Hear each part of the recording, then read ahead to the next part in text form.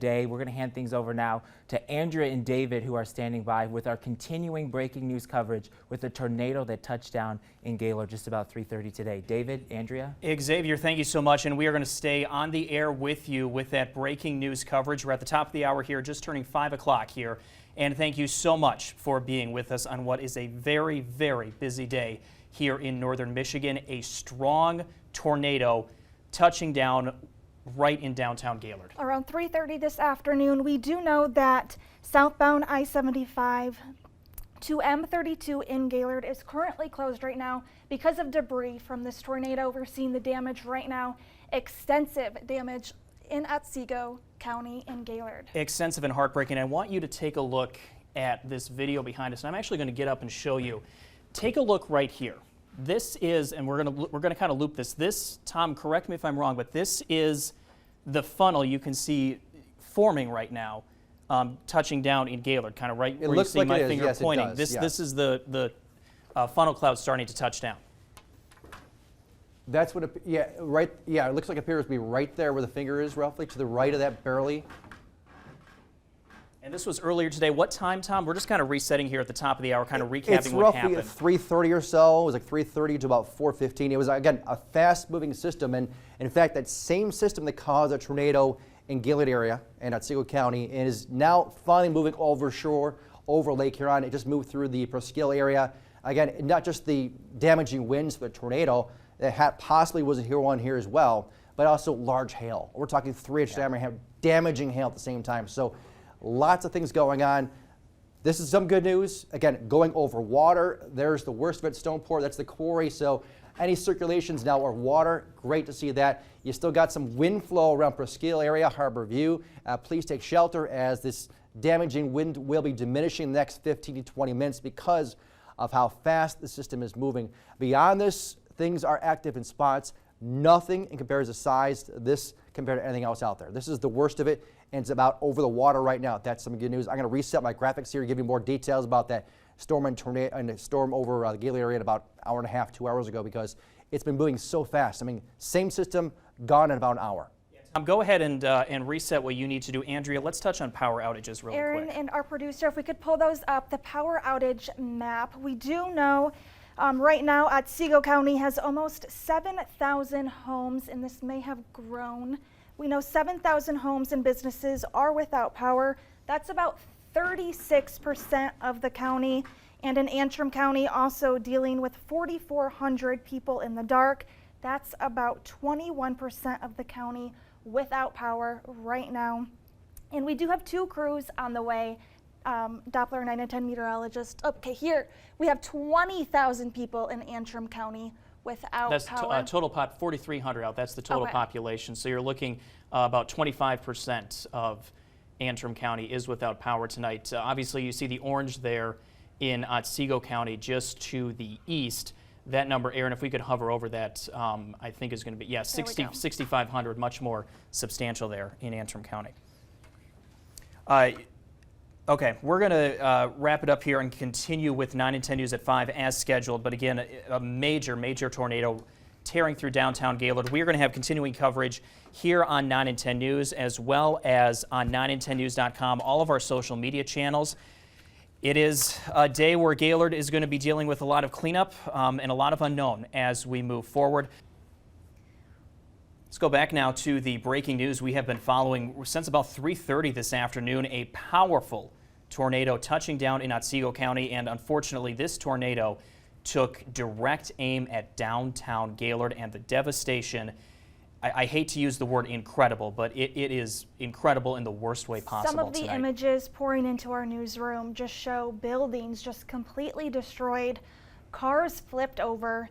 This tornado was massive and caused extensive damage. Let's check in with Chief Meteorologist Tom O'Hare. Tom, you and Mike, and here's some pictures of that damage. This is the culvers. If you know Gaylord, this is right in downtown Gaylord. And look at the culvers right there. Look on top, you can see the car flipped over right there. Yeah, I didn't realize that was a car at first, Tom, but that just shows you the power of this storm. Yeah, I mean, that's 100% flipped over, completely gone. And you and Michael Stevens, I think it was about 3 o'clock, you saw something on the radar you did not like. Yeah, the way the color code was going within the radar itself, back by Mansalona, the colors were like indicating 105 mile per hour wind gust, 33 miles an hour. We're watching closely, we're talking about, and all of a sudden we go, whoa, looks worse, getting more focused. And then That's the Little Caesars right in downtown, and I had a friend from Gaylord say that building is completely destroyed right now. All of the little pieces of debris that Yeah. we're seeing there, like Yeah. it's just incredible. Like it was just ripped off buildings. We had some pictures come in too, Tom, of some RVs, and they're just kind of smashed together Yeah, exactly. like accordions. And you were looking at that and saying that kind of told you something about the storm.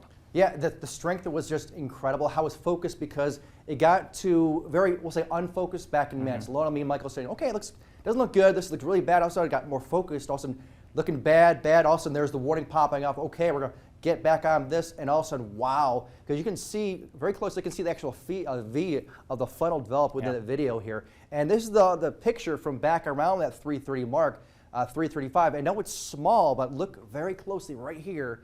Here's M32, that bright color, that's the intensity of the storm. We talk about these color coding. This is the wind field, and we have the area red, which at this point is basically white, and the green, which is almost white here. That contrast in wind direction indicates spin going on. And it's right there. That's downtown Gaylord. Aaron's going to pull up Exactly. another picture for us right now. Oh my goodness. Wow. Oh my goodness. What building's that? I can't can't tell. even tell. That's That's all- next that to the Little looks like Caesars. the Aaron, other could you throw side that of in the Little Caesars. in the screen behind us just so we can get a closer look Yeah, that's at this? Wow. Yeah, that's Oh right. my There's Culver's across goodness. the street. Looks to be right there. Oh my goodness. Yeah, and we should note Building with this just ripped damage, apart. the one of the main exits, I do not remember the name of the exit or the number off the top of my head, but one of the main exits off I-75, Andrew, if you could pull that up, is closed right now just because of debris. And state police confirmed to us there's multiple gas leaks in Gaylord right now, and that's actually making it somewhat difficult to set up a shelter for people Yeah. to go. Andrea, that It that is exit? northbound and southbound I-75 exit to M32. That's exit 283 to 283. M32 closed because of debris from the storm. And The we're gonna, let's outages, check in on power outages right now because it was roughly 6,000 or so at the top of the hour, and that number holds fairly steady in Antrim County. Actually, we're Gonna going to refresh it. refresh this Right. page here in just a second. Because Antrim County was one that was rough, and then Otsego got hammered when that We've final seen number some came pictures in. too from Antrim County, Tom, of Oh, wow. power lines down, debris down. Antrim County's held pretty steady on power outages. Yep. Aaron, if we could hover over Otsego County. 65. Okay, 6,500. So that's held steady in the past 30 minutes or so, but obviously indicative of the storm moving out of the area. Right, and as well. that's the good news because this is 345. Again, the core of it was right there. It really seemed to be maxing out at the time in the worst spot possible too. But let's show you what's been going on since then because the storm moves east. There it is right here. One particular massive storm right there rolled across the region. It's over Lake Huron right now. Yeah, there's a bunch of showers. Storm is around the area, but nothing severe. Everything else is on the weaker side, and that's really good news. I know there's still a watch in effect until 7 p.m. I'm not too worried about this anymore because the atmosphere has calmed down. There's possibility still there, but compared to what we had just an hour and a half ago, I don't expect anything like that again. Now, here's a line of what the reports are in so far. From back toward the west, towards Mansalona, Bel Air, trees down, a large hail around the M32, US 131 heading eastbound. Alba Road, and again, there's the tornado reports right here, and moving east, again, reports of the actual hail. I mean, hail size 3 inches, ping pong ball size, baseball size hail, and again, there's still reports coming in. So we're gonna have a lot of damage, especially right in this particular area over the next couple of hours, and please do not drive towards Gaylord to check it out. We'll get your pictures when we can, the video, because they need to take the time and clean things up because there's just so much damage out there. Tonight, later on, as things calm down, the wet weather is just mainly early on. And the temperatures by morning, 40s and upper 50s. And the next couple of days, well, here you go. Get some Lower Peninsula showers on Saturday, 50s, some 60s. Maybe a shower Sunday morning. Otherwise, a dry day, a good day cleaned out there too.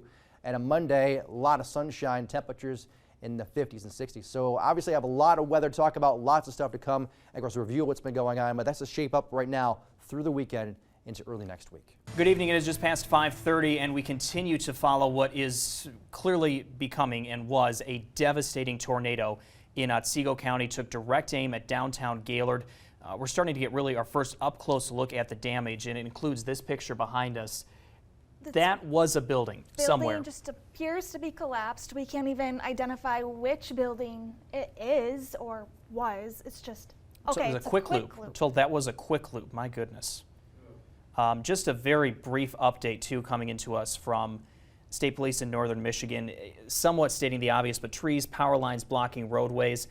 They're confirming what you can see in these pictures. Multiple homes and businesses damaged. They are asking people to avoid the area. I just had a viewer send me a picture on Twitter looking at the downtown area, M32.